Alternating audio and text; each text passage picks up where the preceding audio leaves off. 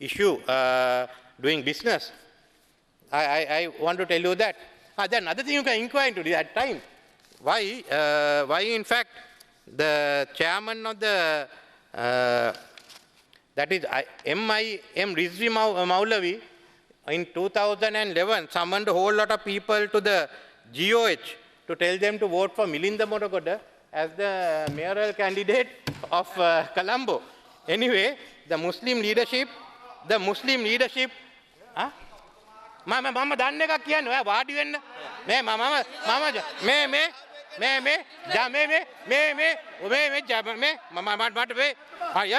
කෑ ගන්න නැතුව වාඩි වෙනවා මට කියන්න එන්න එපා. Did not manner to be threatened. I tell them, I asked Jamiatul Ulama to come and meet me. I said they are businessmen. No, දේශපාලනය කරන කට්ටියක් වාඩි වෙනවා අපි කියන්නම් මේ රටේ නීතිය අනුව වැඩ කරන්න. එච්චරයි මම කියන්නේ. සංඝයා වහන්සේ මේ නීතිය කැඩුවත්, මෙහෙම ක්‍රියා කරත්, මුස්ලිම් අය කරත්, ක්‍රිස්තියානි අය කරත් අපි ඒක ගැන කතා කරන්න. එච්චරයි මේ අපි ගිහින් මේ නඩුකාරවරු වට කරලා ගහන්න යන්නේ නැහැ. මන්නාර මේ කළා වගේ. අටවාගෙන වාඩි වෙනවා. The Muslim leadership I met are all in favor of resolving this issue in a manner acceptable to all the parties. Honorable Kabir Hashim was with me, and they are meeting even the Buddhist clergy. They are met with Reverend Ittapana, Reverend Sobita. I will even arrange for the meeting with them and Reverend Galabodavatte Jnanishwara Swamin Wanse. We are doing our best. We don't want this matter to go out of control.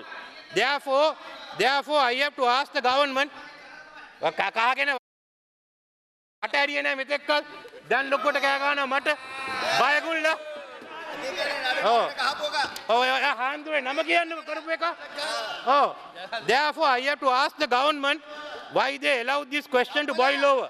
Why did you fail to start a discussion on the issue with the Muslim community and the business community? Honorable Minister, when we are in Galle, some people are trying to run a campaign against Islam financing. There is also the allegation regarding law college entrance exam. Since there is a suspicion of wrongdoing, an independent committee should be appointed to go into this matter, correct any anomalies that may have occurred, and punish those responsible, if any. That don't take this, don't try to sweep this under the carpet. As the Muslims say, if there's a Muslim responsible, punish him. Don't punish the community. I mean, the government should not sweep this question under the carpet. It is not in the interest of the Sinhalese, Muslim and the Tamil, nor the country as a whole. Today, many individuals are manipulating competitive exams for consideration. That's a fact. Therefore, all those who have done so must be exposed, whether it's Muslim, Sinhala or Tamil. If any Muslims are involved, the Muslim community should not suffer for it. A wrong interpretation has been given to the word jihad to mean a military and a terrorist campaign to destroy non-believers. Eminent writer on the subject, Rudolf Peters, in Jihad, in modern history, describes the concept as the inner struggle by a believer to fulfill his religious duties. Even before the Prophet, Lord Buddha preached that we need to free ourselves from tanhava. We know the famous saying of the Buddha, though one may conquer 1,000 times 1,000 men in battles, yet indeed is the noblest victor who conquers himself. Though one may surround magistrates 1,000 times, the most noble is the man who can. There are a number of websites which are highly derogative of Islam religion.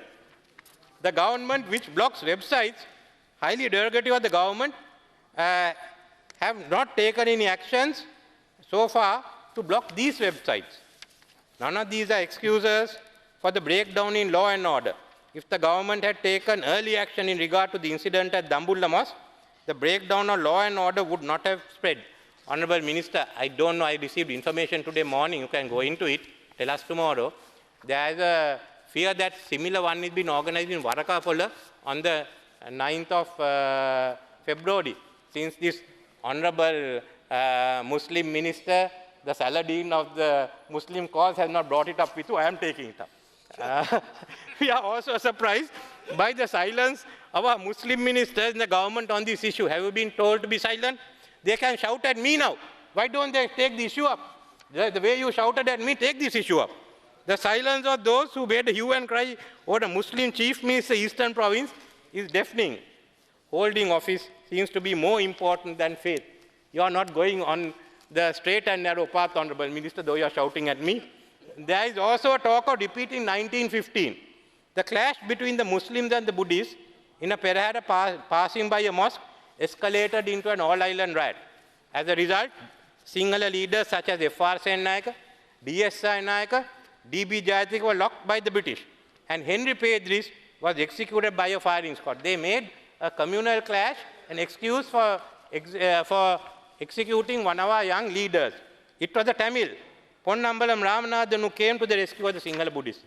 The rights of the Sinhalese must be protected, but there is no need to take away the rights of Tamils and Muslims.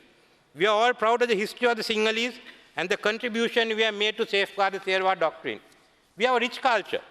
Similarly, the Tamils and the Muslims have their own culture rooted in Sri Lanka.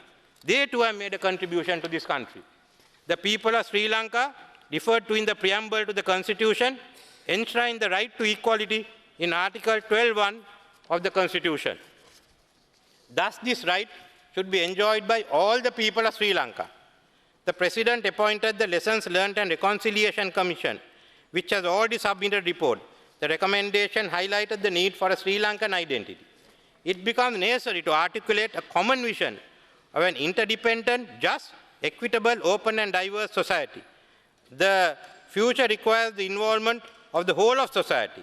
Has the government accepted these resolutions? In 1931, the Donoughmore Commissioner stated, communalism is, as it were, a canker in the body politics, eating deeper and deeper into the vital energies of the people, breeding self-interest, suspicion, and animosity, and preventing the development of a national spirit.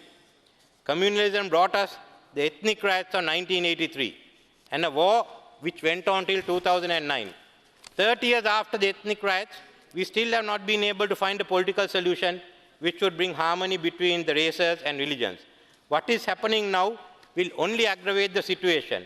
One single act can provoke a backlash throughout the world. We are all aware of it. We don't want that to happen. I need not mention what impact it will have on us. In the international fora, we are already facing criticism. I cannot accept the statement in the House by the Leader of the House of the government's offer to appoint a select committee to go into this matter. We are aware of the steps that the government took in regard to the earlier Parliamentary Select Committee on the Constitution. It's another means of opening the old wound. Therefore, I want to ask the government, tell us what effective steps are being taken to restore confidence and maintain law and order, including prosecution of those involved in this incident.